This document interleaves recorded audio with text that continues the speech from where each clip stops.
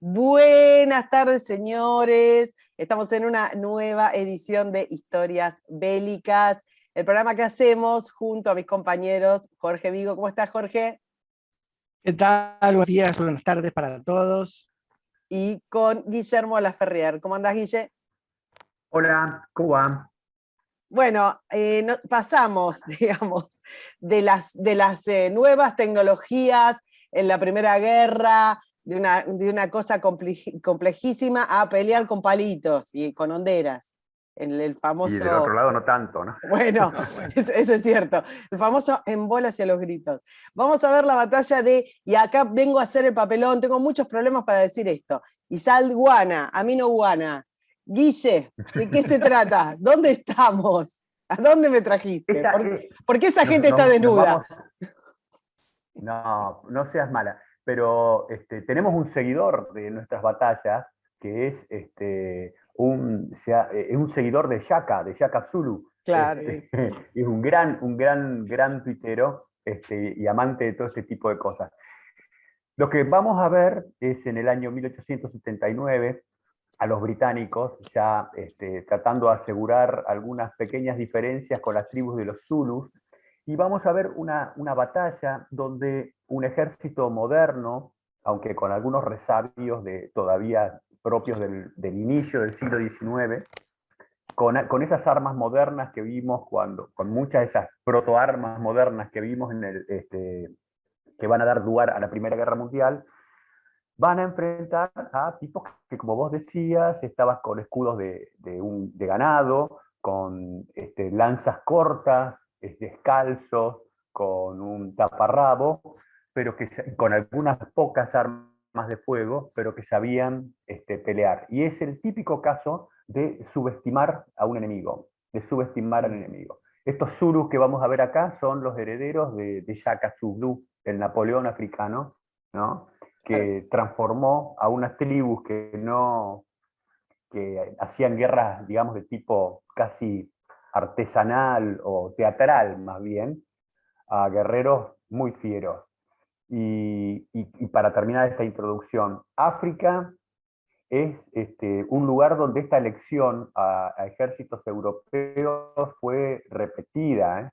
Adowa, muy adelante con los italianos. Hubo varias ocasiones en que ejércitos o fuerzas militares nativas, a prima facie incapaces de operar contra un ejército moderno, derrotaron, dieron palizas a ejércitos que supuestamente tenían todas las de ganar. ¿Que tenía que ver exclusivamente con la cuestión técnica o con esto que decís de una preparación, no sé si No, subestimación. le puedo decir doctrina? Subestimación, y entonces, Sí, para perdón. mí, subestimación, y yo hago cosas que frente a otro tipo de enemigo que sea similar a mí, no haría, porque doy por sobreentendido que estos tipos no van a entender, leer bien el terreno, y no van a tener iniciativa, y no van a hacer un montón de cosas. Graso error. Muy Sí, bien, bueno.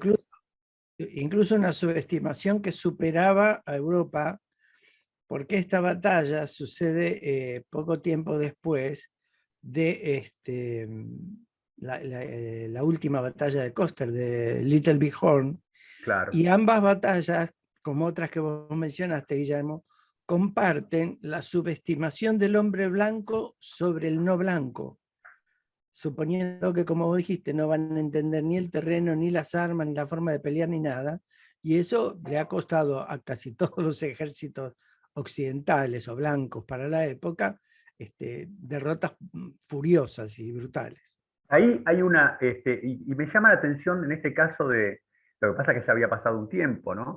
De los británicos, porque si hay un tipo que no subestimaba, era Wellington, ¿no? Por supuesto que estamos hablando varias décadas hacia atrás, pero Wellington combatió en la India y él sabía de la capacidad que tenían los ejércitos de la India, que eran por supuesto muy superiores técnicamente a estos Zulús que vamos a ver acá, pero no por eso eran más superiores, pero eran tan aguerridos como estos, ¿no es cierto?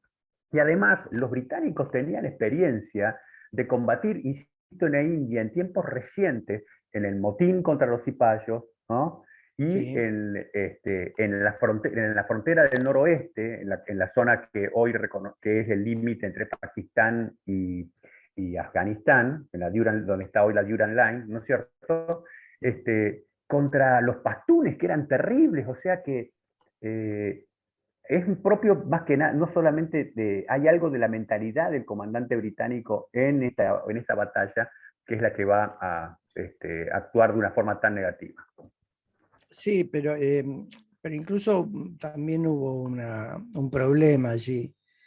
Toda la experiencia que tenían los británicos en la India y alrededores, y que estaba basada en lo que se llamaba el ejército de la India. O sea, el ejército Sí. británico estaba dividido en dos. El ejército de la India y lo que se llamaba el ejército imperial, que era el que operaba desde Inglaterra directamente. Y acá van a conspirar algunas cosas.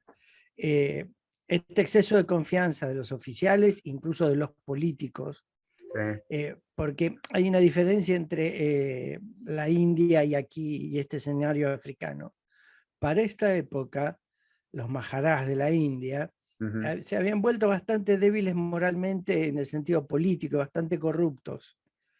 Y hubo un traslado de esa debilidad del comando político indio a África.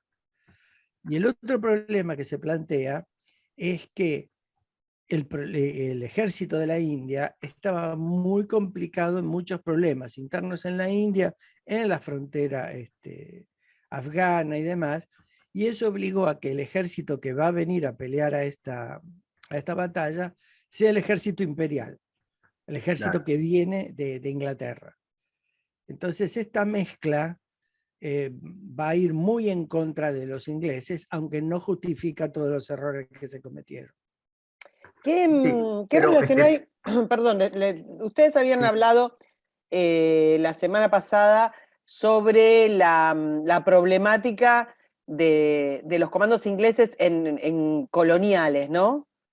¿Qué relación hay Sí. con esto que están diciendo? Como una especie, no sé, de vida muy lujosa, como una relajación, como un... ¿Qué relación hay con lo que pasó acá o ninguna? a ver, yo creo que hay dos partes en esto, ¿no es cierto? Vida lujosa tenían en general, cuando estaban en guarnición, todos. Cuando uno lee, por ejemplo, una de las biografías de Churchill por Martin Gilbert, cuando Winston llega al cuarto de caballería, de cuarto de húsares, creo que en India, no me acuerdo qué parte, le escribe a la madre y le dice: mamá, estoy acá y no extraño nuestra casa porque tengo como 20 sirvientes. Tenía jardinero, era un oficial subalterno soltero, jardinero, el tipo que le cuidaba las monturas, otro los caballos, otro los tacos de polo, otro solamente lo que sean botas, y así sumar, cocinero, etcétera, etcétera. Ese tipo de cosas tenían. Ahora, en general, el oficial británico tenía ese tipo de cosas que toleraba, pero también era muy práctico para vivir en campaña y para vivir con sus tropas y sobre todo para asimilarse con el tipo de tropas nativas, ¿no es cierto? Había como una suerte de sincretismo con ellas. A mí me parece que me pica la cabeza con el pibe a cargo de las operaciones en Sudáfrica, que me parece que a él algo le estaba fallando, porque durante la batalla, vamos a ver, hay oficiales que le prevén que esta cosa viene mal y el tipo lo subestima todo. Hay Sí. algo ahí. O sea, hay mucha arrogancia en el comandante británico, Sí, sí. mucha arrogancia. Rarísimo. Y como vos decís, sí, y como vos decís, no escuchaba a nadie, A nadie. a nadie. Absolutamente a nadie. Y es más, a él mismo lo sorprende el resultado de la batalla. O sea, para él fue un choque tremendo lo que estaba pasando, porque se desmontaba toda su estructura mental de lo que... no era posible concebirlo. ¿eh? Sí, No para era nada. posible concebir lo que estaba sucediendo. Bueno, ¿querés que avance, Jorge? Acá. Y vayamos sí, a la primera placa con las primeras cartas. Bueno, ¿cuál es el problema que se planteó acá? Sudáfrica, o toda la región sudafricana, en realidad estaba dividida en varias unidades políticas. Por un lado teníamos las dos colonias británicas, que era la del Cabo y Natal. Natal está inmediatamente en el mapa más oscuro, en la zona sur. Por otro lado, hacia la zona del oeste del mapa está el Transvaal. El Transvaal es la República de los Boer. Y finalmente, en el resto del territorio que queda entre entre estas tres posesiones, estaba lo que se llamaba una parte del Basuto, que era un grupo de tribus que después formaron Lesoto, y el Imperio Zulu. Y había otra pequeña unidad étnica que eran los Xhosa. ¿Qué sucede? Esta tierra, es decir, el Imperio Zulu era el políticamente más ordenado, incluso el que más pacíficamente había llevado relaciones con los ingleses. Y de hecho los únicos incidentes eran más que nada con los Boer, incidentes menores y fronterizos. Las otras tribus fueron sometidas por los ingleses, los Xhosa, poco antes de esto los Xhosa fueron absorbidos y sometidos absolutamente. Pero ¿qué es lo que pasó? En estas tierras se descubre oro y diamantes. Y los zulúes eran agricultores y ganaderos. Ni se fijaban en eso. Y los ingleses se fijaban demasiado en cosas que no eran de ellos. Así que eso empezó a llamar la atención. Y el otro problema es que las revueltas en Egipto últimamente habían cortado el canal. Entonces, el problema que tenían los ingleses era, si se cortaba el canal de nuevo, qué ruta rápida y alternativa tenían para la India. Y para eso les convenía, además de la base del Cabo, tener mayor costa africana para poder conectar con la India. Sobre el Índico, ¿no?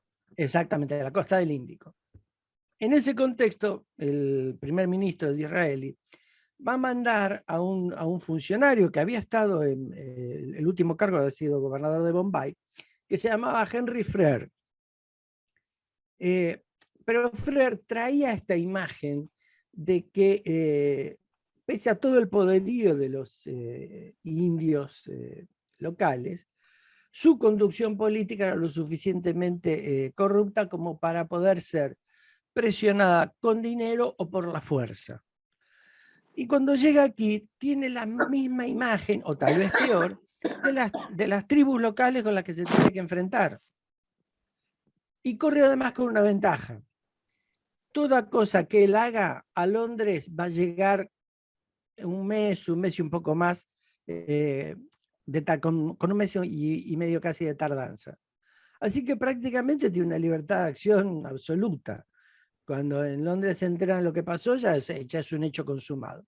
Sí, Jorge, recordemos que en Durban ya hay una colonia de hindúes importantes, ¿no? Sí, ya hay. Ahora, ¿qué es lo que le pasa a este hombre? Este hombre lo que quiere hacer es algo que se había hecho pocos años antes, 8 años antes en Canadá, que era una confederación. Es decir, juntar todas estas colonias inglesas, el Transvaal, la Basutolandia, que era donde estaban estas tribus afines, y absorber además el Imperio Zulu. Era una confederación, por supuesto, dirigida por los ingleses. La mayoría de las tribus están dispuestas, igual estaban casi sometidas. Y los claro, Boer, te iba a decir, ¿están dispuestas? Levante la mano. Exactamente. Pero los Boer, que podrían haberse opuesto, realmente tuvieron una visión pragmática absoluta. Ellos decían, si bien vamos a tener una relación política con los ingleses de cierto sometimiento, todos los problemas de seguridad y defensa que tenemos con los salvajes locales, digamos, se van a tener que encargar y pagarla a los ingleses. Así que si hacemos una confederación, que tampoco es un sometimiento tan grande, no hay ningún problema. Entonces, ¿qué sucede? Están todos de acuerdo, menos los zulúes. Los zulúes no están dispuestos a abandonar realmente su historia. Porque además la monarquía zulú y toda la sociedad zulú están montadas sobre la estructura militar del imperio. Ahí hay que hacer un punto, me parece, ¿no? Sí. Con el bueno de Yaka, ¿no? Que es el tipo que a principios del siglo XIX unifica a las distintas tribus zulú que estaban desperdigadas, sin mucha cohesión, con algunos medios, utilizando métodos que, digamos, a las almas bellas les causaría algún tipo de escozor. Algún tipo de escozor, no utilizaban mucho el lenguaje inclusivo. Bueno, pero corrían con la ventaja del color. Sí, exactamente, exactamente. Y además el tipo, al menos en algún principio, empieza a tener ya contactos con los británicos, de los cuales se sirve para todo este tipo de cohesión. Y él hace de la fuerza militar de los Zulu una fuerza temible, cohesionada, organizada en impis, que eran batallones, con mucho adiestramiento, con tipos realmente duros para pelear. Con lo cual el soldado zulú, el guerrero zulú, era un tipo de temer, de temer. Eran terribles. Esta actitud, digamos, no esta actitud, esta construcción política que hizo Yaka, transformó ahora a estos zulúes para Frere, para los ingleses, en una amenaza militar directa. Entonces Frere lo que necesita es, por un lado, desarmar eso. Por otro lado, tiene la visión de que todos estos zulúes serían una interesante mano de obra barata para la explotación del oro y los diamantes, y entonces transforma algo que es muy común en la sociedad victoriana, muy forzado, en esa transformación en un acto civilizatorio. ¿Por qué? Porque para la moral victoriana, todas las conquistas estaban respaldadas por esa moral de civilizar al salvaje, y lo que en algún momento se llamó la carga del hombre blanco.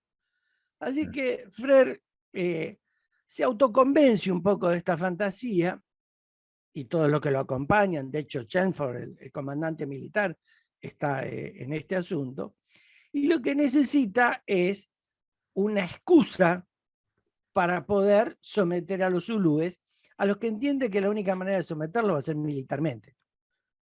Este es el temor que despierta el aparato militar zulú en los ingleses. Y la verdad, la cosa empieza por una tontería. Uno de los príncipes, digamos, zulúes, que después va a tener algo que ver con la batalla principal, que se llama Sihayu. Acá entramos en la parte que nos vamos a divertir todos viendo cómo sufre Jorge. Acá viene el chisme. Dos de las mujeres de Sihayu le meten los cuernos y se escapan de la tierra zulú, cruzan el Búfalo, que es el río que está al sur, y entran en Transvaal, en Natal. ¿Qué pasa? Este Sihayu era un aliado político del rey zulú, que se llama Setesguayo. Y ese cuesta, no podría llamarse Rodríguez, pero... entonces, el cholo que le dice. El cholo, exactamente. Entonces, ¿qué hace? Manda una muy pequeña partida a traer a las esposas infieles y sus amantes. ¡Es Troya! Sí, es Troya. Claro, entonces entran en Natal, las traen, Espera, te voy a interrumpir. ¿Las chicas eran infieles entre ellas o cada una tenía su propio amante? No, cada una tenía su propio amante. Bueno, escuchame, este pobre muchacho. Eran 4. Que te joda una esposa, vaya y pase, pero 2. Ya hablaba, sí, había un patrón en esa casa. Sí, había un problemita, evidentemente había un problemita. Bueno, ¿qué pasa? Los traen y bajo la ley zulú los condenan a muerte. Mínimo. Se acabó el tema. Mínimo, ya está, no discutamos más. Ahora, ¿qué pasa? Frere, el comisionado inglés, dice, invadieron Natal. Y no solo invadieron Natal, sino que cometieron un asesinato. Digamos, hace una trampa de jurisdicción y transforma el secuestro en Natal junto con la ejecución en Zululandia, Claro. en un casus belli como si fuera un homicidio. Bueno, por supuesto, esto provoca una conmoción. Y entonces empiezan a pensar cómo hacen para aprovechar todo esto. Y para aprovechar todo esto, lo que van a hacer es una intimación al rey Cetesguayo, pero una intimación imposible de cumplir porque una de las cláusulas de la intimación era precisamente desmantelar el aparato militar. Traer a los ejecutores, a los verdugos, digamos, de de las las mujeres y infieles. de los amantes, de los infieles, era una cláusula menor, e incluso había una indemnización en vacas, que era como se manejaban los zulúes, pero el problema central era que destruía la política zulú. Ahora, Eso es lindo para cuando problema? la gente se piensa que con las redes empezaron las fake news y el uso geopolítico de las fake news. No, y esa idea, ¿no es cierto?, del buen nativo que vive en armonía con Sí, todo no. y Con sus 27 esposas y sus amantes. Claro, no. Sí. Y también la visión de que el buen nativo es un salvaje, un bruto. Sí, también, y realmente esto es todo un tema de refinación, de refinamiento diplomático muy interesante. Sí, sí. Porque ¿cuál es el problema que tiene Cetesguayo? No puede aceptar todo, pero podría aceptar entregar a los verdugos y pagar la indemnización de las vacas, lo que no servía para nada, pero era una manera. Se hace una reunión a orilla del río Tuguela el 11 de diciembre, le dan un mes para que conteste. Ahora, Cetesguayo tiene un problema interno, que parece nimio, pero es un problema cultural. Los zulúes hacía casi 30 años que no iban a la guerra. ¿Y qué pasaba? El hombre zulú, ya de muy joven, entra a formar servicio de un imbuto. Un imbuto es el guamabuto, que es en plural. Son los regimientos. Ahora, ¿qué pasa? No se pueden casar sin autorización del rey y hasta que no maten un enemigo en batalla.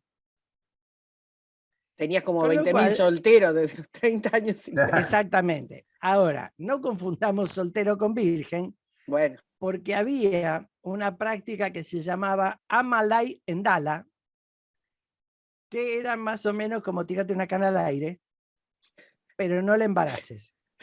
¿Y cómo? ¿Cómo? Bueno, era el mecanismo. De hecho, se dice que Shaka Zulu nació de una cana al aire. Sí. Pobre. Pero, no, y eso se la tiraban en cara, pobre Bauch. Claro, entonces había una presión de estos jóvenes de que más allá de las canas al aire se querían casar, porque eso también implicaba un progreso social. Y por otro lado, los viejos guerreros trataban de no ir a la guerra porque pensaban que iba a ser desastrosa. Entonces trataron de negociar algo, pero que no iba a ninguna parte porque la guerra para los ingleses estaba decidida. Había que ir o ir. De hecho, al funcionario que enviaron a la negociación, porque Cetesguayo no fue a la negociación y tampoco fue Frere, sino que fueron representantes, el funcionario inglés se llamaba Shepstone, y acá hay 3 Shepstone, son todos parientes, era un racista feroz, así que era imposible llegar a acordar algo. Bueno, lo cierto es que con este juego llegamos al 11 de enero y estalla la guerra porque no hay ningún acuerdo. A Cetesguayo se le complica además, ¿por qué? Porque ya empieza la cosecha. Así que la guerra la tiene que resolver en 3, 4 semanas. No porque puede no ir tiene mucho mano de más obra. allá. Claro, no tiene, porque a pesar de ser un ejército tan feroz y en la práctica tan profesional, en realidad era un ejército de milicianos, eran agricultores y ganaderos que iban a la guerra. Claro. Así que Cetesguayo está complicado. Lo que va a tratar de hacer es enfrentar a los ingleses, pero no salir del territorio zulú. Claro. Es decir, no agravar el casus belli invadiendo Natal o el Transvaal de los Boer. Y eso va a ser una orden para todas las unidades zulúes, que vamos a ver que una la va a romper, pero empieza todo por allí. Así que el 11 de enero está declarada la guerra. Para ese momento, los ingleses ya están preparados. Así que lo que deberíamos ver es cómo son los ejércitos que se van a enfrentar. Sí, sí. Acá en la siguiente están... Cetewayo es el que está sentado.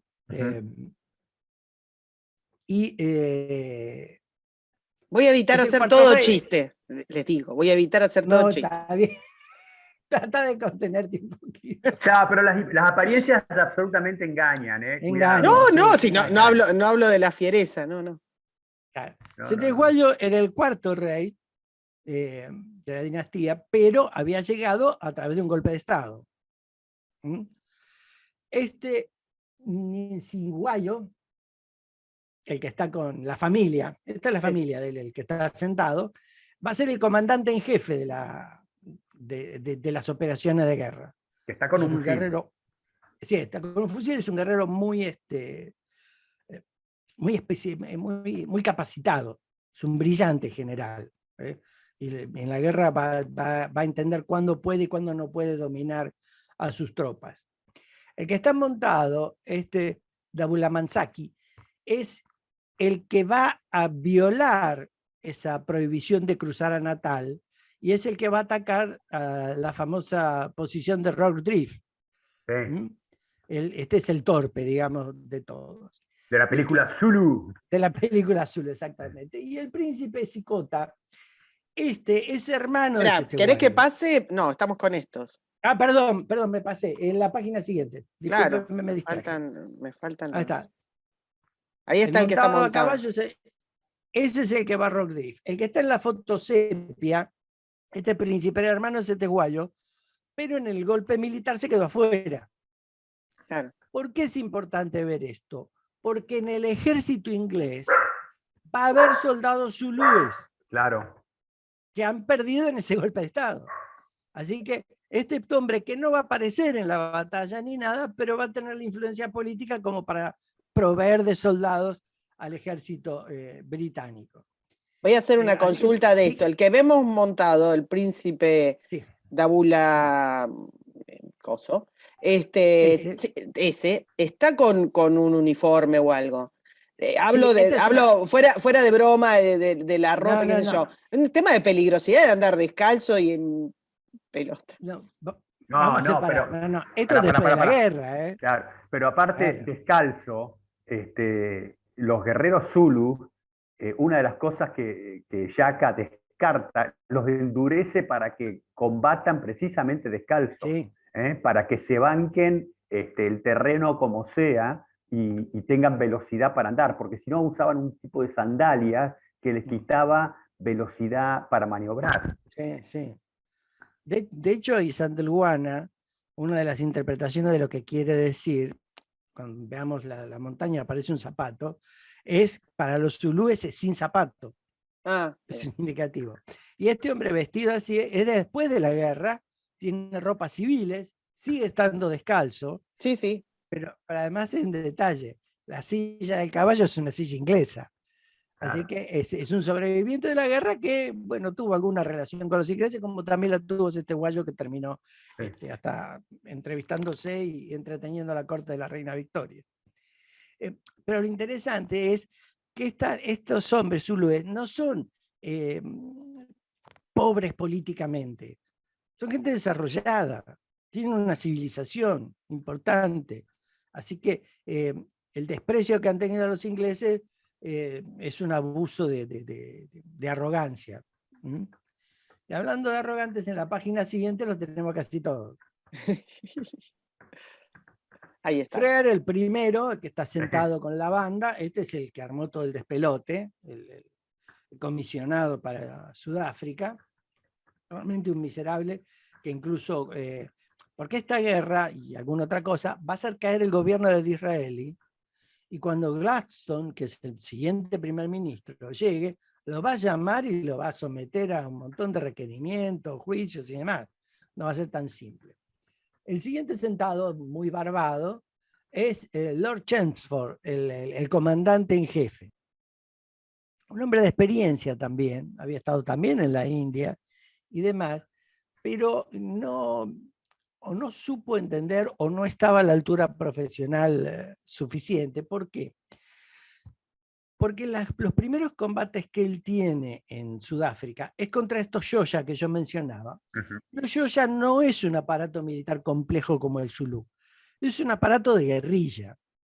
Y él interpretó que todas las tribus que se iba a encontrar iban a ser igual a estas.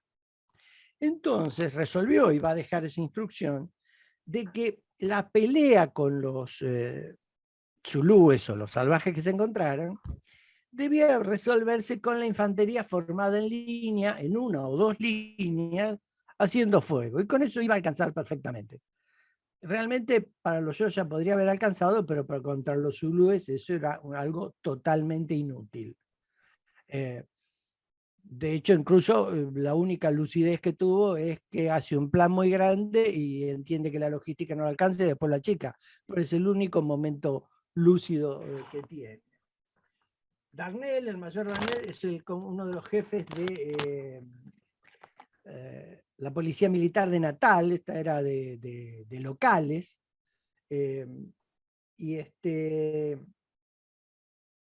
y se usaba para reconocimiento, porque uno de los problemas que van a tener los ingleses es la falta de caballería para obtener información de dónde están los zulúes y cómo es el terreno. Te iba a consultar eso, perdona que te interrumpa. Sí. Lo que estabas diciendo de Chelmsford, Chelmsford, ese mismo, el barbado. ¿Tiene que ver con falta de inteligencia? Digo, porque los tipos están ahí. ¿Cómo puede ser que desconocieran tanto a lo que se enfrentaban? Entiendo la soberbia, la estupidez y todo, pero sí, una mínima inteligencia, un reconocimiento del terreno, de hecho sí, tenían intercambio diplomático. Sí, sí. No, lo que sucede aquí, y que sucede en muchas campañas coloniales, es decir, antes de la caída de Jartum, hay varios desastres militares ingleses donde en un caso matan a 10.000 ingleses, los ansares del Sudán. Es que el problema que tiene es que la mentalidad militar inglesa se vuelve en algunos casos muy rígida, muy victoriana, y no terminan de entender, salvo algunos que han sido brillantes, después como Wolseley, que es el que va a terminar esta guerra, o Red Buller, que va a estar acá también, que empiezan a tener cierta flexibilidad. Tuvieron más flexibilidad los que permanecieron mucho tiempo en la India y entendían un poco mejor. Pero mayormente los que vienen a África les cuesta entender lo que sucede. Pero es un problema de rigidez mental. Cuando hablábamos el otro día en la batalla del Somme sobre que los generales ingleses tenían una mentalidad colonial, nos referíamos a esto. Es decir, mucha rigidez que les impedía tener la flexibilidad necesaria para adaptar las fuerzas militares a la realidad. Entonces resolvían al revés. Primero daban la solución y después veían la realidad. O la idea de que la realidad debería adaptarse a la solución que ellos proponían. Okay. Ese es el desastre. Y ojo, problema que han tenido la mayoría de las fuerzas militares del mundo durante el siglo XIX. Claro. Porque esto que le criticamos a Chelmsford es lo mismo que lo que hizo Custer en Little Bighorn. Lo mismo. Es decir, yo resuelvo y que la realidad se adapte. Así que el problema vino ahí. El de la foto alargada es el coronel Good, uno de los comandantes de una de las columnas de invasión, que no va a participar en Sandalwana porque él viene del Transvaal y lo que va a tratar de hacer es cubrir la zona norte de las tierras zulúes. Y las figuras redondas, de izquierda a derecha, el coronel Pulain, que es el comandante del 2º batallón del 24 de Infantería, que es uno de los protagonistas de esta primera parte de la guerra, y que va a ser el comandante de campo en Isandlwana. Este hombre tenía 24 años de servicio en el ejército, pero mayormente había tenido trabajos de paz y trabajos administrativos. esta era la primera vez que mandaba tropas en batalla. Así que eso era un hándicap muy en contra. El que está al lado, el coronel Glynn, es el comandante del otro batallón del 24 de Infantería, y el problema que tiene es que en su columna, la tercera, va a marchar Chelmsford, así que él prácticamente no puede decidir nada. Está el comandante en jefe ahí, así que está como secretario de la columna. Ah, No hace nada. Y la otra figura interesante es este hombre de bigotes tan largos, que es el coronel Dunford. Dunford, que comanda una fuerza de caballería local, muy bien entrenada, la ha entrenado él, altamente capacitada para lo que tiene que hacer, tiene oficiales ingleses, pero la tropa local lo adora, se lleva muy bien con él y la ha entrenado muy, muy bien. Pero Dunford tiene un problema. En un episodio anterior a la guerra, tenían que capturar a un líder salvaje. Uno dice salvaje porque no sabe cómo llamarlo, ¿no? Pero Sí, bueno, local. local, digamos. Y lo tenían acorralado y una partida enemiga lo sorprende y se les escapa a este hombre y él pierde el uso de una de sus manos, no me acuerdo si la izquierda o la derecha.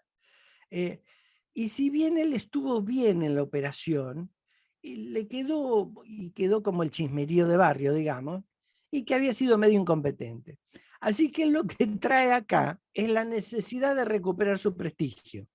acá un punto, ¿no es cierto?, con los tipos que conducían tropas nativas, ¿no? En general no eran incompetentes, ¿eh? No. Porque para ganarte a los nativos, para manejar oficiales europeos que los cohesionaran y que los hicieran a los tipos una fuerza de combate, había que estar. Hay un cuento de Kipling, que creo que se llama Said, sobre la guerra de los Boer, de dos soldados indios que salen a buscar a un Boer que había matado atrozmente a su Said, ¿no? Tremendo es el cuentito. Así que hay una capacidad de conducción ahí, sin dudas. Sí, indudable, indudable. Si pasamos a la siguiente, vamos a los soldados. Este es Bueno, un despliegue, la parte de arriba es un despliegue Zulú. Es un poco pequeño, pero es decir, para que tengamos una idea, después hay una imagen de una película, pero que está muy bien hecha sobre la visión de un ataque. En las fotos inferiores, en blanco y sigo negro. pensando, perdona, les digo siempre, Sí. porque la de arriba es posta, digamos, no es una película. Sí. El tipo, esta es real. La de arriba es real. el tipo que saca la foto. Sí. Sí. El tipo que saca la foto. Hay una anécdota, después la voy a buscar, de un fotógrafo de Normandía, que cuenta, Capra. que cuenta la madre, que ve la foto, digamos, del tipo, la madre pensando que el tipo está ahí, agarrás y sacás la foto.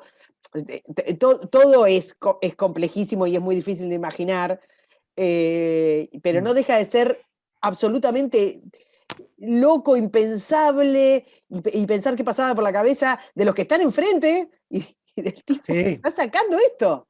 ¿Entendés que estamos hablando de algo pero demencial? Además del tiempo que necesita de exposición. O sea, no es que agarra y dispara y ya está. Le tiene que decir quédese quieto. Claro, suspendan el ataque que te estoy sacando la foto. Exactamente. El grupo que está abajo con los escudos son zulúes, pero pelean del lado inglés. Mira. ¿Cómo lo sabemos? Yo sé que es difícil verlo, pero estos hombres tienen como una banda en la frente, no gruesa, sino una banda como una vincha común, que es roja. ¿Por qué? Porque supuestamente les tendrían que haber entregado uniformes ingleses, pero no había. Así que lo resolvieron con una vincha roja. Más allá de eso, la forma, el aspecto, es el de un guerrero zulú de Isandlwana y de toda la guerra. Ese es el tipo. Ahora vamos a hablar un poco después del armamento. Los otros que están al lado, estos sí están muy en pose, son comandantes, son indumas, y tienen el uniforme ritual, ese plumaje y todo no se lleva a la guerra. Y esta foto es muy interesante porque si Claro, ustedes porque miran, lindo para esconderse con el. no se puede. Pero si ustedes miran, el que está en la extrema derecha tiene un escudo más chico que el que está en el centro. El de la extrema derecha es un escudo ritual, es para un desfile, digamos. Sí. Los escudos grandes, que tenían 1,5 metros, esos son los escudos de guerra. ¿Mm? Así que fíjense también la complejidad interna del ejército zulú. El ejército zulú, que se llama INPI, cuando está todo junto, tiene los amabutos, que son los regimientos, pero después los regimientos tienen compañías, hay jefes, hay una escala, una cadena de mando. Es un ejército muy sofisticado, no es Tienen una cosa. cuarteles, los tipos donde se reúnen y se instruyen y pasan su tiempo. ¿No? Es complicado, bien Sí, complicado. sí, es complicado. Las imágenes siguientes son dibujos realmente. Aquí muestran a la derecha estos zulúes bajo mando inglés, ahí está la banda roja. Los zulúes de ambos lados, incluso del lado inglés, tienen poco armamento de fuego. Hay algún fusil capturado a los ingleses y hay mucho mosquete. ¿Pero por qué? Porque los zulúes no respetan mucho las armas de fuego. En general las van a usar para hostigar o para buscar detectar al enemigo por el fuego. Pero en combate van a preferir las armas de mano que vamos a ver ahora. En la de la izquierda, lo que vemos es un poco lo sanguinaria que fue la batalla. Y hay un detalle, el hombre que está arriba con la casaca inglesa. Claro. Para que un zulú mate y, digamos, valga la pena y sea honroso, porque realmente para el zulú matar en la guerra está bien, pero sigue siendo un homicidio. No es tan sencillo de aceptar. Tenía que cometer lo que llama la Zulu y Sembe, y hay otro nombre más, que es, lo mata y lo destripa al enemigo, pero le tiene que sacar algo, porque eso hace a la honra de la matanza. Por eso este soldado Zulu tiene una chaqueta inglesa, y se ven muchos relatos y en algunas fotos. Así que hay una cuestión cultural en el ejército Zulu que es muy importante, que tiene muchísimo peso. Por eso el tema del permiso para cazar no es una cuestión menor. Es decir, hay montones de cosas acá que tienen mucha importancia cultural.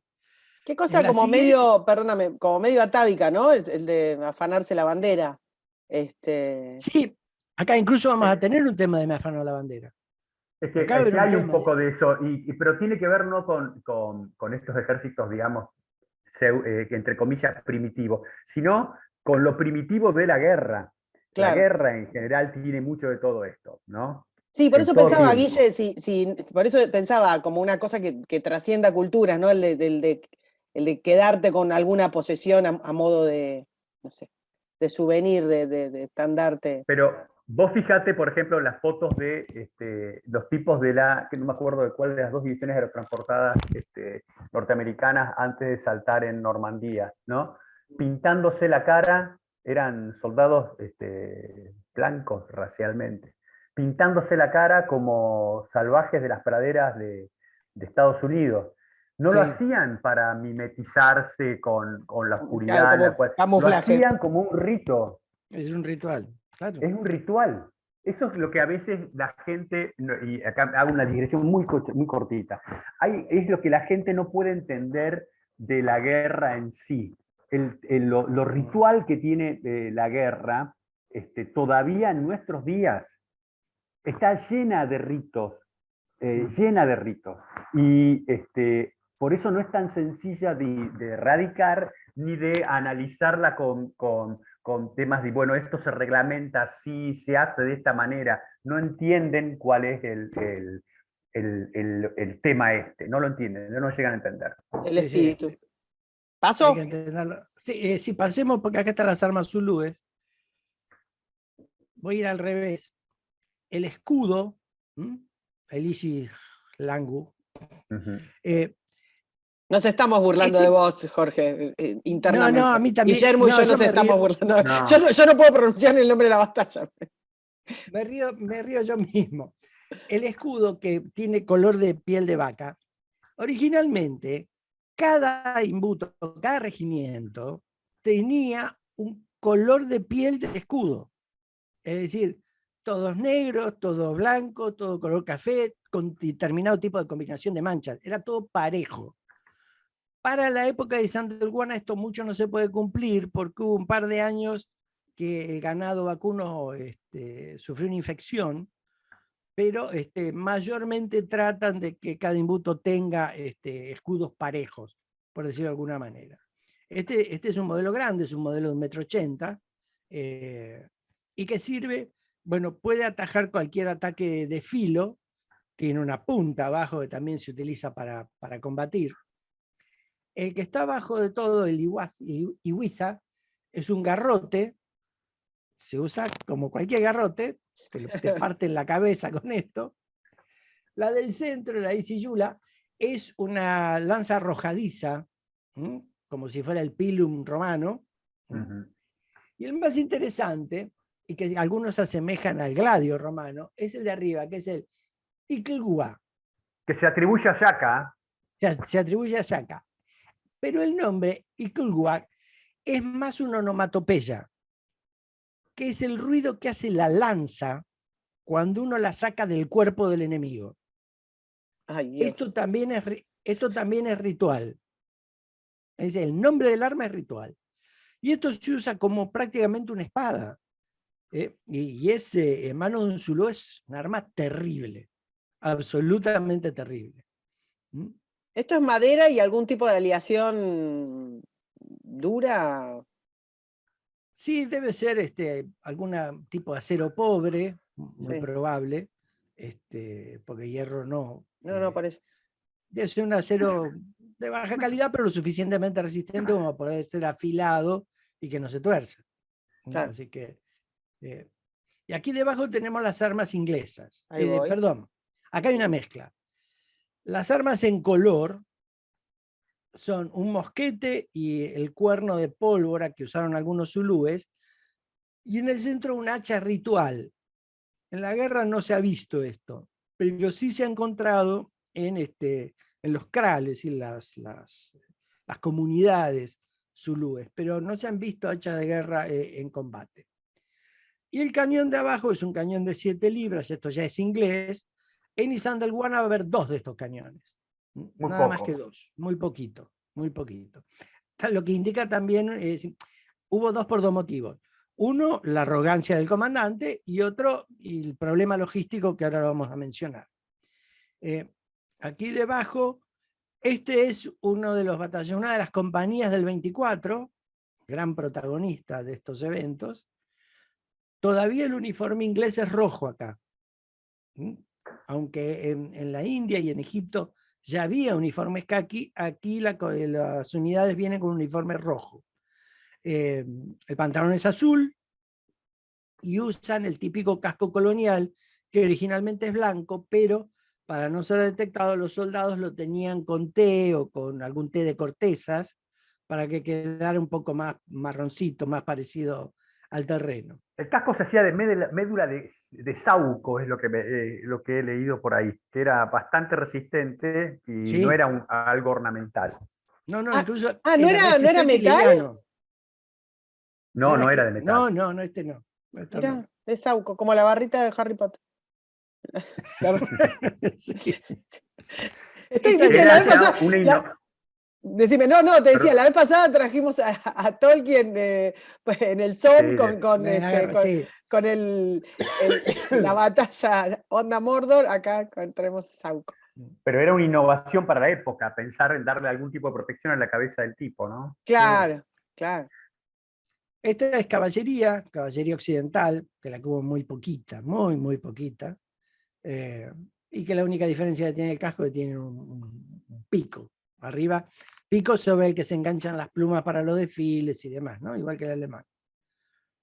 En la siguiente, es decir, ahí está la caballería, ahí viene el pico y demás, Y nota que el arma es una carabina, no es ya un fusil, ¿no? Es un arma Es mucho una más corta. carabina. Esa la vamos a medir, la carabina Wesley, creo que se llamaba. Ujú. Y en la siguiente, también dos imágenes. Este es el soldado inglés del 24, se lo conoce por el cuello verde. El casco no está teñido, pero este es el uniforme que llevan habitualmente. Y al lado, el combate, que terminó siendo cuerpo a cuerpo. Acá está interesante, pues se ve el icloa del Zulú con un escudo negro, en este caso, y el soldado inglés que está con la bayoneta volteando a otro. La única arma que los zulúes más respetaban y no les gustaba, porque los irritaba, era la bayoneta inglesa. Le tenían menos miedo a las balas que a la bayoneta. Sí, El eso oficial dijiste, ¿no? ¿Por qué no le tenían miedo a las balas? no sabemos. La verdad que no Porque sabemos. no es que... Porque lo que sabían el pasa- efecto, ¿eh? Claro, No, por eso bueno, te... a ver, una bayoneta, pensá que la lanza Zulu, ¿no es cierto?, tenía, era un filo que entraba y salía, digamos. Pero la bayoneta estaba diseñada, acanalada a los costados, Sí, para que al ingresar entrara aire a la herida. Claro. ¿Me comprendés? Era la bayoneta, una bayoneta del siglo XIX, de principios del siglo XX, es un arma atroz. sí, es un monstruo. El que está de azul es un oficial del mismo regimiento, pero en un uniforme, digamos, de diario o de fajina, que en realidad es un uniforme que usaban más los oficiales y soldados logísticos, pero a veces se lo suele ver. Y en la siguiente, las armas.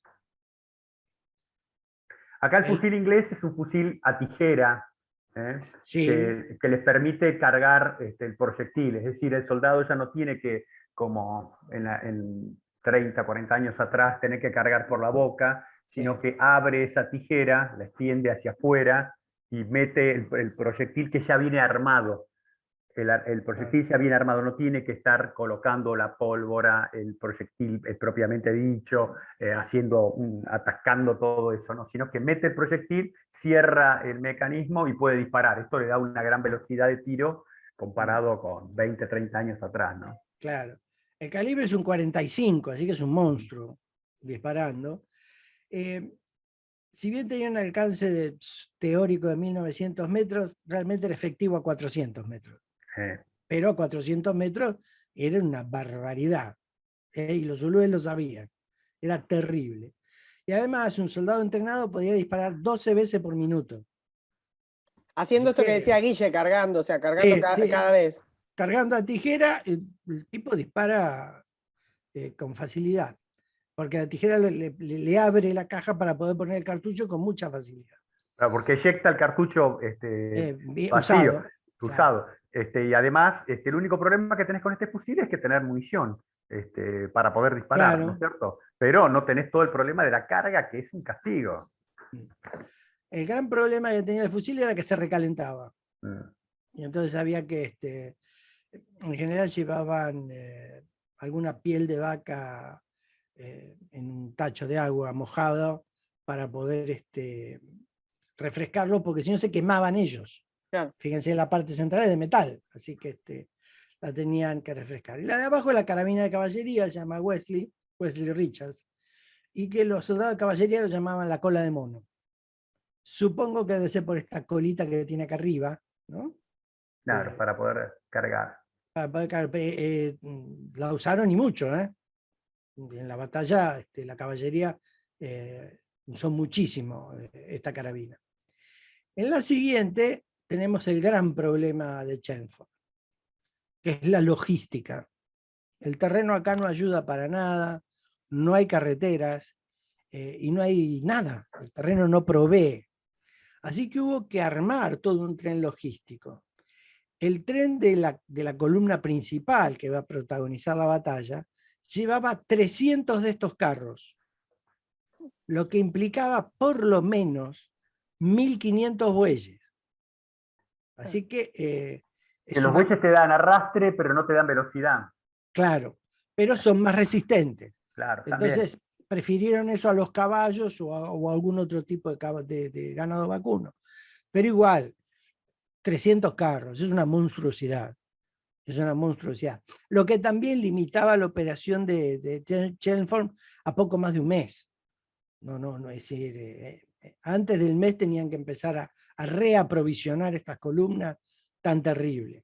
Esto hizo que el plan original, que era atacar con 5 columnas, se redujera prácticamente a 3 y en la práctica a 2. Porque no había logística para mantenerlo, de ninguna manera. Bueno, en la siguiente tenemos, no se ve muy bien, pero el diagrama indica el INPI Zulú estaba dividido en 3 partes, 3 cuerpos de ejército, diríamos nosotros. Y en total lleva unas 25.000 soldados. Es una monstruosidad. Y del lado inglés, incluso en la 17 creo que se debe ver un poco más, un poco mejor. Sí, pero acá mira, me quedo acá. Esto a lo mejor después lo podría bajar en Twitter. Este es el efectivo. La columna de Chelmsford tiene unas 6.000 personas en total. Es la columna de la infantería británica principal, que es el cuadro largo, y la columna de Durnford, que lleva unos 500 hombres de caballería. Después hay un pequeño grupo de caballería en la tercera columna. Pero es todo lo que hay para esta operación. En la parte superior hay una bandera, que después vamos a contar qué es lo que pasó con esta bandera, la bandera del 24 de infantería. Así que estamos peleando con 6.000 hombres más o menos, repartidos, vamos a ver, contra 25.000. Claro. Acá también en la siguiente hay un detalle de las tropas zulúes. Con los escudos es el color teórico que debería haber tenido cada unidad. Pero estamos hablando de una cantidad de tropas. Además de esto, va a haber un contingente de 2.000 zulúes que se van a usar para otra cosa, vamos a ver. Así que es muy, muy grande lo que hay. En la siguiente vamos a los planes, un poco. Acá la idea, como ya les decía, había sido originalmente atacar con 5 columnas, pero después terminó reducido a esto. Una columna del norte con el coronel Good, que lo que va a tratar es de atraer tropas zulúes a ese sector. Una columna central donde va a estar Chelmsford y que va a absorber las tropas de Durnford para cruzar el Búfalo, que es el río que divide Natal con Zululandia. Y una columna de la costa que va a tratar de hacer lo mismo que hace Wood en el norte y que no va a tener realmente ni mucho trabajo ni mucho efecto. Reunidas las tropas de Chelmsford en esta separación de columnas, van a ir a acercarse al río Búfalo, van a ir a Rock Drift, que es un paso en el río, y la van a cruzar. Problema para el cruce. El río está crecido. El agua le llega casi al cuello a los soldados. Y acá van a recurrir a un método, les voy a contar cómo es y les voy a decir quién lo usó antes, que es enlazar, es decir, hacer que los soldados vayan entrando al río, pero vayan abrazándose unos a otros, formando una larga cadena. En realidad la idea es armar 2 cadenas de soldados. ¿Qué, como un carnaval carioca? Sí, como si extendiéramos los brazos y nos fuéramos abrazando unos con otros, sí. y formáramos una línea. Ah, está bien. Como para que en general se hacen 2. ¿Por qué? Porque estas 2 líneas van a permitir que el resto de los soldados pasen agarrándose de ellas. Ah, está bien. Una se hace corriente arriba y una corriente abajo. ¿Por qué? Porque si el que está en la corriente arriba se suelta, la segunda línea lo debe atajar. Claro. Este método es el que usó Alejandro para cruzar el Tigris antes de la batalla de Gaugamela. Así que el método este es viejo como la humanidad. La guerra es vieja como la humanidad. La guerra es vieja. Exactamente. La guerra es vieja. Les va bastante bien con este método. Pierden algunos, obviamente, porque siempre sucede, pero logran cruzar. En Rock Drift, en la granja no me sale el nombre, pero la iglesia, dejan una compañía del 24, 120 hombres, y continúan con el resto. Esa es la compañía que se va a hacer famosa. Sí. Yo tengo un libro sobre donde relata, aparte de la película que es genial, que hay un libro donde relata la operación, y es tremendo. Parece casi a veces como un relato de Conrad, ¿no? Sobre un viaje a la profundidad de las tinieblas, el miedo de los tipos, Sí, lo que se les venía encima. Es increíble, es increíble. fantástico, fantástico. Ahora, fíjense en el cuadro de la derecha, la fecha. El ultimátum expiró el 11 de enero. El 12 de enero ya invadieron Zululandia. Así Bueno, estaba, tipo el ataque de Pearl Harbor, ¿no? Una cosa más o sí, menos por así. sí, estaba todo premeditado, ya estaba todo hecho. Problema, ni bien cruzan, no hay caminos, pero además ha habido tormentas. Es decir, es bastante lluviosa esta temporada y no pueden pasar los carros. Así que los ingenieros tienen que hacer lo que se llama un camino de corderoy. Un camino de corderoy es atravesar troncos uno al lado del otro para generar un camino. Esto incluso usaron los rusos en la Segunda Guerra Mundial. Y esto les va a llevar una semana. Son más o menos 3 kilómetros hasta alcanzar la posición de Sandulguana. Y el trabajo les lleva una semana a los ingenieros. Así que ya ahí hay un pequeño retraso, pero en fin, el tema es que no saben dónde están los zulúes. Tienen que tratar de encontrarlo de alguna manera. Ahora, en la 20, en la siguiente, no le presten mucha atención a los movimientos, aunque son reales, sino al terreno. Es una llanura, pero presenta muchas ondulaciones, Claro.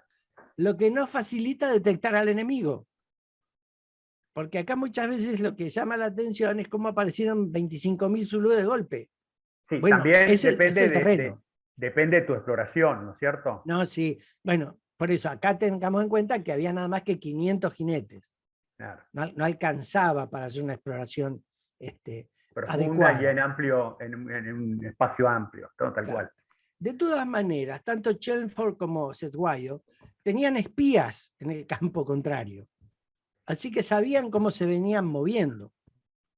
Motivo por el cual Cetewayo identificó claramente la columna de Chelmsford como la más importante y ahí mandó al INPI de 25.000 hombres a buscarla.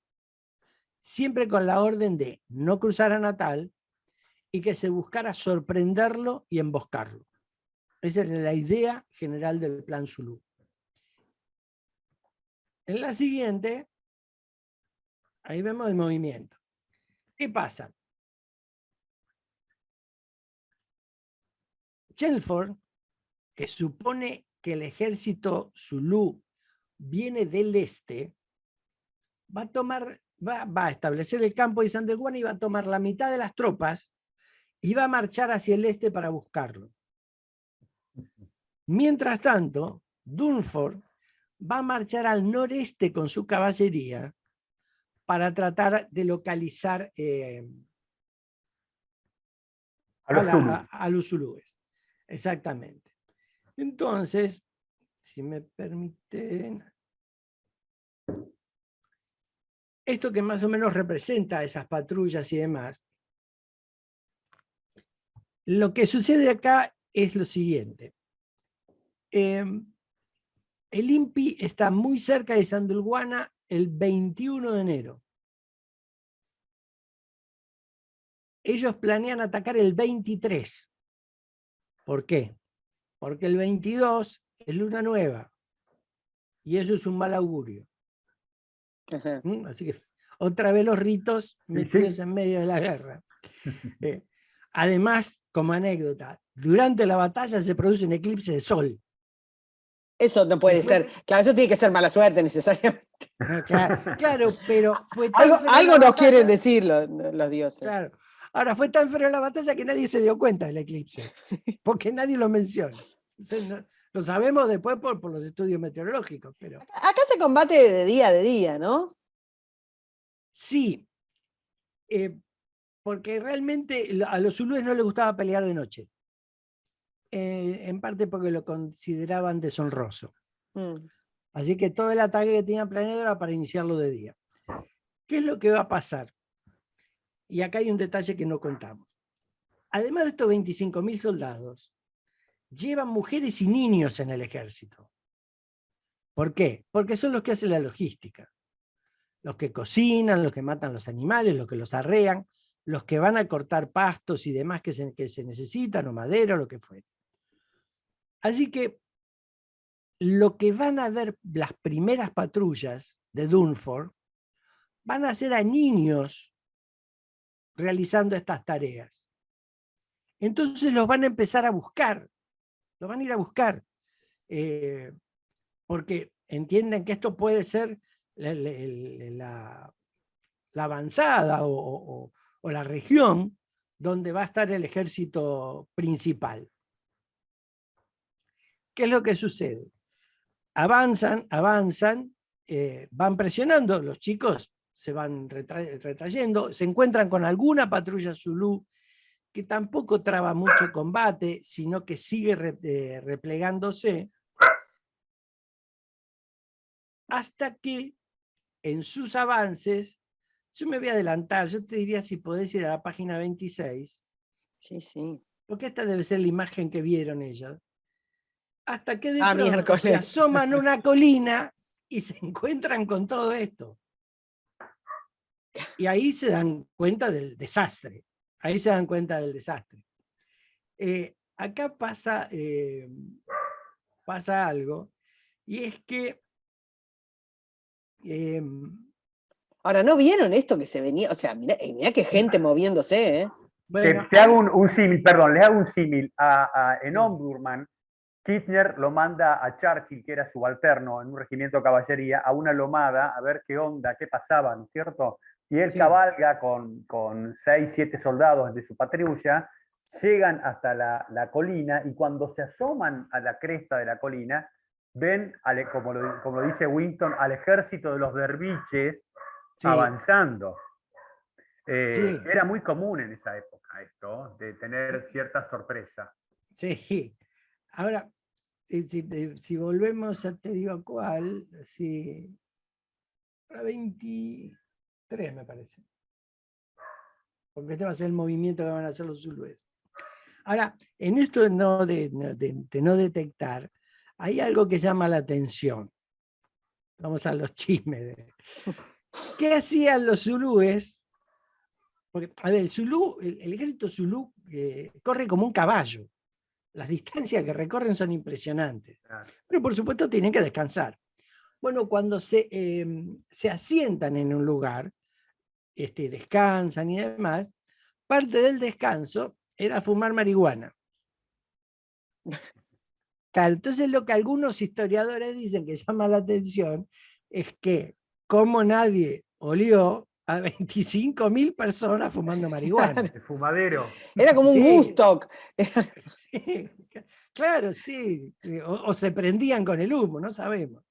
Así que llamó la atención esto. Cuando se produce esta sorpresa de encontrarlos, que el que comanda las tropas... Cosa que demuestra, perdón, que estar fumando tampoco trae la paz, ¿no? Como, loco, tampoco. No, tal cual. No. Ahora, ¿qué sucede?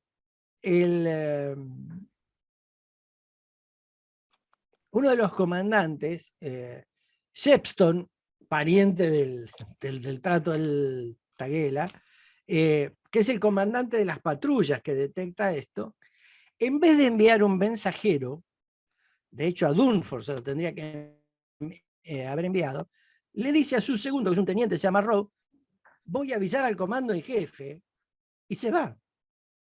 Es el comandante de la unidad y se va, los abandona a todos, sale corriendo. Bueno, Rowe se tirotea un poco, le avisa a Dunford, que está un poco más al sur. Bueno, y esto ya establece la situación, porque ¿qué sucede? El pequeño tiroteo que hace Rowe llega a alertar el primer imbuto, es decir, el primer regimiento zulú, que cuando se ve provocado por el fuego, se levanta y sale a atacar. Cuando se levanta este, se levanta otro.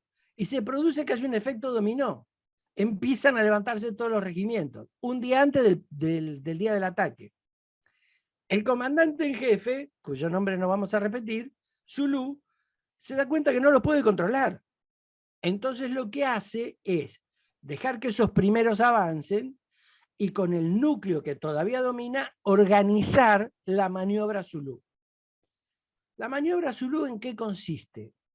Se la conoce con el nombre de la cabeza de buey. Sí, por los cuernos y la cabeza que va de frente, claro, ¿no? Que aferra. Y que en alguna medida se ve en los diagramas que vamos a ver ahora, y es un pecho que empuja al enemigo y dos cuernos que tratan de envolverlo. Pese a esta salida intempestiva de los primeros regimientos, el comandante en jefe Zulu logra dominar esto y logra establecer la maniobra. ¿Qué sucede? Dunford se entera, le están avisando al puesto de Isandlwana que está al mando de Pulaine, este hombre que no tenía experiencia en la guerra, tanto así que él tenía dos pequeñas avanzadas que se las olvida y los zulúes se la tragan. Y entonces, ¿qué hace? Al norte del campo, si vamos a la 20... espera que no veo bien, yo no veo los números. 24, ahí está. Ahí estamos. Esto ya está muy encima del campo. Si ven dónde están las líneas mayores en el norte, que son los zulúes, hay como un borde de un desfiladero, muy cómodo para bajar, obviamente, pero bueno, los zulúes se plantan hasta ahí. Y Pulaine lo que hace es, en el norte, si ustedes ven donde está, hay una banderita inglesa, hay una línea que es una donga. Una donga es un cauce seco de un río. Trata de usarla como una trinchera para defenderse del ataque. Pero ¿qué pasa? La defensa que Pulaine arma está basada también en una idea, que es que los fuegos que él escucha desde el este, donde está Dunford, no son fuegos de Dunford, sino que son fuegos de Chelmsford. Él piensa que la mitad del ejército está ahí. Así que se despliega para tratar de contener y esperar que Chelmsford llegue. ¿Cómo despliega? Despliega en una línea abierta de soldados tiradores, una sola línea, y los soldados separados unos 2 metros uno de otro. El fuego es muy importante, los dos cañones se suman acá, hay también dos coheteras que disparan, pero los zulúes, por ejemplo en el caso de los cañones, reaccionan al fuego y se tiran cuerpo a tierra inmediatamente. Así que es curioso, pero parece que el fuego de artillería no llegó a tener efecto por esto. De hecho, la velocidad de fuego, la velocidad de la bala realmente era bastante lenta en estos cañones. Pero así eran quedaba dos cañones como... aparte, ¿no? Sí, eran dos nada más. Sí, Y eran. realmente era tan lento que en 3 segundos el soldado estaba cuerpo a tierra y la bala le pasaba por encima. Ahora, con todo este escenario, Dunford empieza a replegarse también porque no puede hacer nada. De hecho, va a caer acá muerto. Y esto viene apretando. Y si ustedes se fijan en el esquema, el pecho está atacando el centro de la posición inglesa, pero los cuernos ya lo están rodeando. Claro. Es decir, el cuerno, visto desde nosotros, el cuerno izquierdo está ya detrás del campamento, Claro. de la posición inglesa. Ya prácticamente no hay nada para hacer. Los tienen absolutamente encima. Y aparte, la parte esa donde están cayendo los ingleses no tienen con qué defenderse, no tienen no. ¿qué? Ni equipo para hacerlo, ni cohesión, ni capacidad para ninguna suerte. Ni cantidad. Ni cantidad. Y además, además de la donga, no hay ningún otro obstáculo que del terreno les permita alguna defensa. No hay nada, absolutamente nada. Así que... Están como peleando en la pampa. Sí, no hay nada allí. Absolutamente nada. Entonces los empiezan a encerrar cada vez más. Y ya la línea inglesa pierde cohesión. Ya no pueden mantener la continuidad porque se va rompiendo por partes hay soldados que repliegan, decía, en general hubo repliegues, no hubo mucha huida inglesa acá. Y aquí pasó algo. Hay una historia que se repitió muchas veces, que decía que el problema que tuvieron los ingleses fue la munición. Ahora, ¿por qué? Porque llevaban munición a Pasto, iban a atacar la capital, Ulundi, llevaba mucha munición. Pero hubo una leyenda, que incluso en alguna película la muestran, que fueron los intendentes ingleses, suboficiales principalmente, que pretendieron repartir la munición, digamos, muy administrativamente, anotando a qué unidad iban y haciendo firmar papeles. Y la tropa demandaba tirar. Era urgente. Ahora dicen que eso no fue así. Dicen que eso no fue así. Al menos algunas investigaciones arqueológicas. Pero sí se conoce un dato que pudo haber dado origen a esta historia. Cuando Durford retrocede, en un momento también se está quedando sin munición. Y él está más alejado. Entonces manda a un teniente a que vaya a buscar munición. Pero ¿qué pasa? La columna de Durford tiene su propia columna logística de municiones, pero nadie sabe dónde está. Digamos, administrativamente el Estado Mayor de Durford no dijo, che, mirá, los carros los dejamos acá. Entonces el teniente se va a pasar corriendo de un lado al otro del campo de batalla, tratando de encontrar los carros con munición. Y entonces sí, la columna de Durford se queda prácticamente sin municiones, y probablemente esto algún periodista o alguien que contó lo quiso generalizar a la batalla. Pero lo cierto es que los ingleses siguieron disparando hasta el final y no pudieron parar a los zulúes. Esa es la realidad. No los pudieron parar. Los desbordaron por todos lados. Y sobre todo cuando los tuvieron a retaguardia, y ya no había nada más para hacer. Acá... Pero aparte, si bien tenían armas de fuego que eran relativamente rápidas, no estaban en condiciones de desatar el volumen de fuego que la masa a la cual tenían que disparar demandaba. Claro, porque además... No es el caso, mirá, justo venimos del Somme, ¿no? Claro. Sí.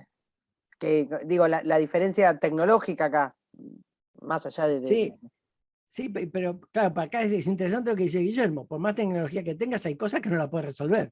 Sí, claro. Son miles que se te... Claro, porque lo que uno no se da cuenta, a pesar de que el soldado pueda disparar muy rápido, hay un momento en que dispara y hay un segundos en el que no está disparando y que el enemigo puede aprovechar. Sí, claro. Y además las armas se traban, también fallan. El tirador no está apuntando en esa situación, sino que está tirando rápido, que es algo totalmente diferente. No hay órdenes, hay tumulto, hay caos. Es complicado. Sí. En la 28, creo que ahí, porque además este es el cuadro más famoso de Isandlwana, pero es muy representativo de lo que empezó a pasar. Porque la idea de Pulain eventualmente era replegarse a hacer un gran cuadro de infantería, que de hecho es lo que tendría que haber hecho al principio, pero bueno. Pero claro, no pudo. Entonces algunas unidades, incluso a nivel de compañía, empezaron a formar algún tipo de cuadro para tratar de resistir. Pero volvamos a lo mismo, era una marea de zulúes. Era imposible de contener. El cuadro era una reminiscencia, ¿no es cierto?, de las guerras ya del propio del siglo XIX para hacer frente a la caballería, ¿no? Es decir, formar una posición fuerte en los 360 grados que estuviera en condiciones de aguantar el choque de la caballería, que podía hacerlo con la caballería porque es diferente la forma en que opera, pero cuando tenés una masa humana que se te viene así, es bien complicado, sobre todo con ese armamento. No hay nada que hacer. Y la batalla se vuelve muy sangrienta por un hecho que pasó antes de la batalla.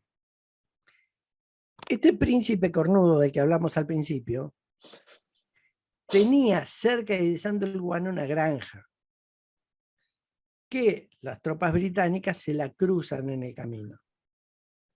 La destrozan. Era un príncipe, era un poco yeta el príncipe, no quiero... Sí, la verdad que no. No quiero hacer leña del árbol caído, pero... como apoyo político poco, digamos. Y matan al personal, incluso algunas mujeres que están ahí. Y eso también incitó a los zulúes a volverse un poco más sanguinarios, un poco más brutales, sumado al entusiasmo de los guerreros jóvenes que querían demostrar su valía para poder casarse. Así que la batalla es absolutamente sangrienta, a punto tal que cuando empieza a disgregarse el ejército inglés y empiezan a huir hacia el Búfalo, hacia el río, los perseguían, pero, por ejemplo, hay una historia que dice que un grupo de zulúes, en vez de perseguir directamente a los ingleses, fue río abajo para volver y encontrarse a los ingleses en el río y matarlos en el río. Es decir, Acá hay un problema logístico, que es que si necesitan matar a uno para casarse y eran 25.000 zulúes contra 5.000, había unos que sí, había que matarlos varias veces, digamos, tendrían que haberse pasado sí, el muerto. Siempre hay despojos que llevarle a alguien, ¿no? sí, claro, sí. No, no sabemos cómo la negociaron esa realmente, pero bueno. En la, a ver, bueno, en la 29 lo que vemos es esto, cómo se están yendo los ingleses y cómo los persiguen los zulúes. Y hay una flecha que sale hacia el margen izquierdo.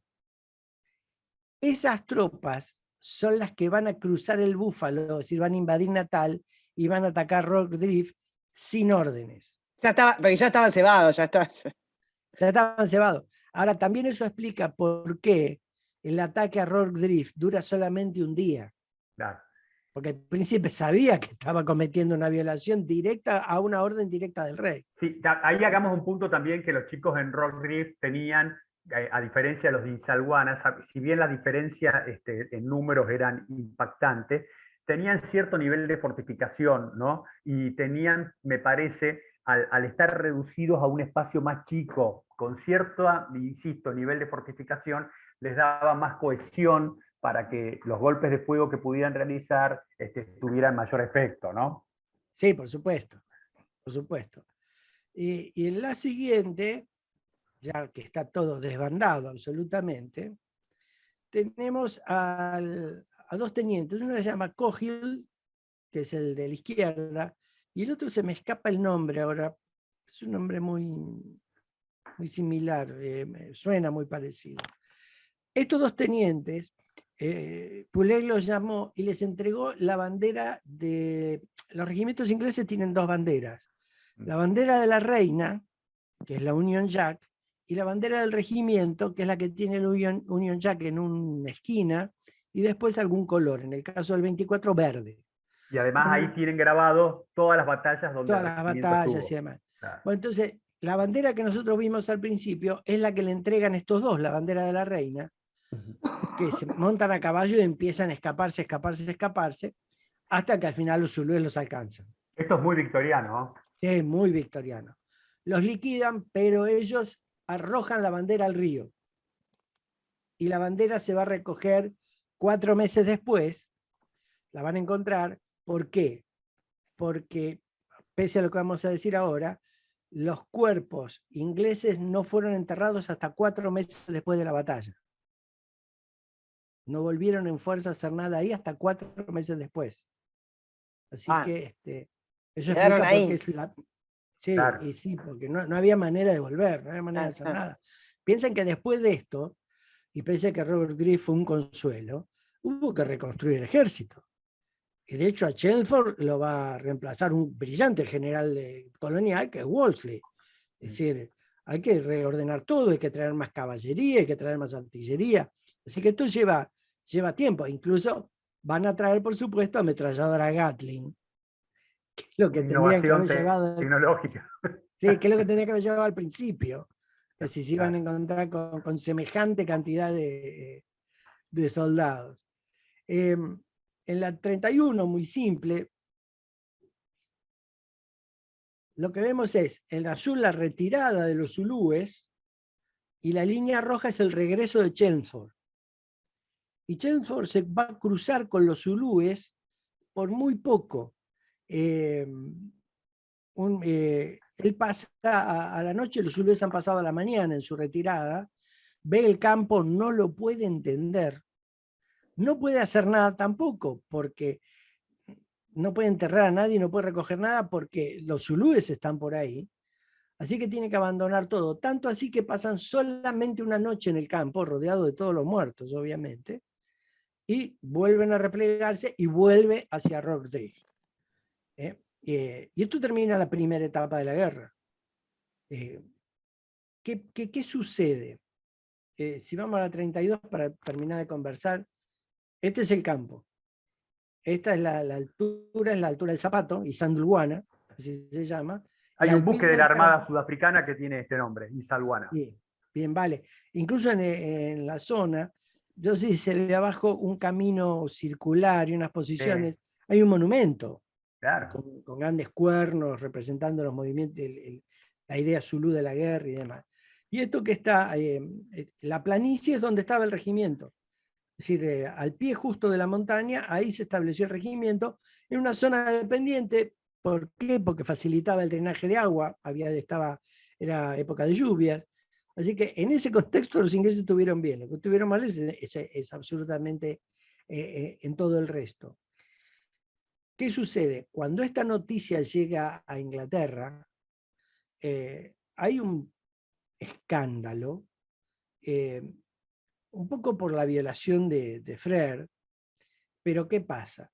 Fue tan sangrienta y además se le sumó el consuelo de Rock Drift, que hizo que toda la población inglesa se volcara en favor de continuar la guerra y terminarla. Y eso es lo que les permitió después, en 4 grandes batallas, a Wolseley llegar a Ulundi, 4 batallas victoriosas, llegar a Ulundi, someter a Cetewayo y hacer caer el imperio zulú. Y a los inversores ingleses apoderarse del oro y los diamantes de la zona, ¿no? Obviamente. Claro. Así que, pero lo sangriento del ataque zulú y el cruce a Natal, es decir, la invasión de Natal, facilitó la construcción de moral de a los salvajes hay que civilizarlos, para el público inglés, ¿no? Ahora, ese latiguillo me llegaba también a la época de la conquista hispana. Sí. Que es lo Bueno, mismo. pero siempre las conquistas necesitan un anclaje moral de alguna característica que o la venganza o la civilización Sí. o lo que sea. Tal cual. Es los mismos romanos. Los No, mismos bien. romanos. Pero es que por eso... necesario, Sí. bueno, Perdón. es necesario pacificar el espíritu de los pueblos. Es decir, vamos a conquistar, aceptemos los diamantes, el oro y demás, pero me tenés que dar algo que moralmente me consuele. Realmente es eso, un consuelo de la población. Que ojo, eso no quita que los dirigentes políticos hayan creído en que esos consuelos eran válidos, pero realmente el mecanismo en última instancia es ese. Exactamente, nadie piensa que se los crea, no los creen en la actualidad, de todas maneras, pero siempre tenés que tener algún tipo de, aunque sea escenográfico, algún tipo de justificación. El dictador más sanguinario y más autoritario y más autocrático necesita gobernar por el bien por alguna especie de bien común superior, aunque sea ficcional, obviamente, pero tal cual. No se me ocurre ningún tirano de la historia que no tuviera una justificación moral de alguna característica. No, yo creo que la gran diferencia es que cuanto más vas al pasado, los tiranos o los reyes o los conquistadores tenían un mayor convencimiento del consuelo moral. Es decir, a diferencia de lo que tenemos nosotros tenemos una ruina moral y además un mundo en el que no podés creer en nada. Pero, por ejemplo, cuando uno habla del derecho divino de los reyes, para los reyes era una cosa real, no era un argumento para gobernar. Sí, pero igual hay cinismo. Real. Insisto, hay cinismo, por ejemplo, qué sé yo, en el Papa Borgia, ¿entendés? O sea, y no podemos decir que No, fueran sí. ateos, pero digo, hay cinismo en todos. Claro, pero, No tengo no, duda, en los mandos que estaban por abajo de Hitler también. también, sí. Pero siempre los tipos logran algún tipo de justificación para su accionar, que obviamente digamos que no tiene ningún Sí. sentido. A ver, lo que yo quiero decir es que el cinismo de ellos no es el nuestro. No, claro, claro. Es decir, el nuestro está muchísimo más extendido. Bueno, El es de un ellos, tema para pensar, ¿eh? Yo creo que el avance de sí. las burocracias de alguna manera hace eso, lava las justificaciones Sí, sí, de orden moral, por supuesto. De las acuerdo, eso tecnocracias. es cierto. Sí. Hablando, bueno, cerramos acá. Ganaron los chicos del taparrabo. Bueno, Sí. alguna vez le toca. Ampliamente. Guille, vamos a hacer el próximo un stop, Especial ¿no? sobre los comandos.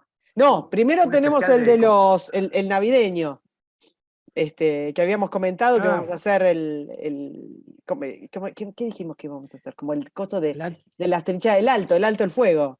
El alto el fuego y algunos claro. temas que estuvieran relacionados con esas conductas de los soldados. Claro, vamos a hablar un poco de esa época y del alto el fuego de la Primera Guerra, ¿no? Y después vamos a otra, y más adelante un especial sobre los comandantes, ¿no? Exactamente. Que han desatado en nuestras encuestas algunas peleas y tironeos.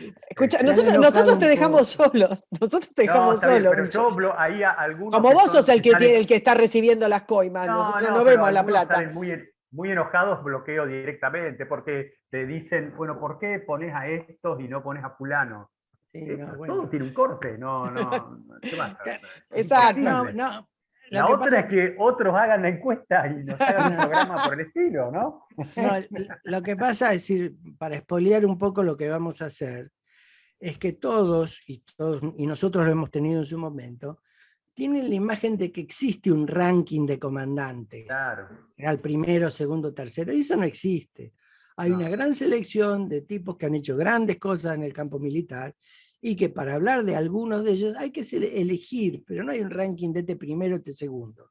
No, pero y además hay un tema de contextos, ¿no es cierto? Porque vos podés decir, bueno, vamos por allá, ¿qué comandante, para qué nivel, en qué nivel, en qué condición, ¿no es cierto? Estaba solo, dependía de la política, hay un montón. Uno hace una encuesta como casi algo lúdico para que la gente se enganche, Claro. pero no Hay que aclarar académico. que los miembros de este equipo, que somos nosotros tres, hacemos esto porque nos gusta, porque nos divierte, porque la pasamos bien, porque nos gusta el conocimiento. En mi caso particular, quiero decir que ha sido un lujo para mí contar con ustedes dos y que me tengan la paciencia didáctica que me tienen y las pavadas que les pregunto, y que lo hacemos porque nos gusta. Que no lo hacemos para enojarnos con nadie, ni para dar cátedra de nada, ni nada. No. Estamos contando historias. Y vamos a seguir el año que viene. Y estas encuestas que estamos haciendo es porque, en base a eso, más o menos, viendo lo que nos dicen, vamos a hacer un ranking descendente para cerrar el año, para festejar que logramos terminar este año y para proyectar en febrero cómo vamos a hacer las historias bélicas, porque si hay algo que para lo que hay para tirar del techo de la historia de la humanidad son batallas. Entonces, en Navidad vamos a seguir contar. habiendo. Sí, por supuesto.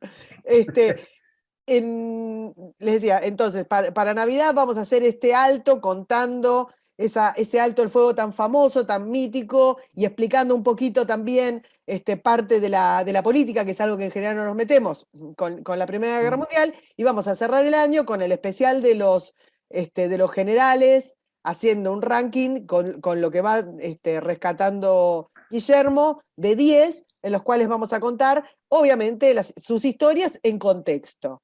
Y después paramos hasta febrero. Bueno, señores, los dejo hasta la semana que viene y nada. Y sigamos viendo. Vos seguís, Guille, haciendo pedí dinero. De última, si quieren poner. Claro. Nosotros tenemos un precio y es prácticamente regalado. Con que nos manden algo, una caja navideña. Criptos voy a pedir. Pedí cripto.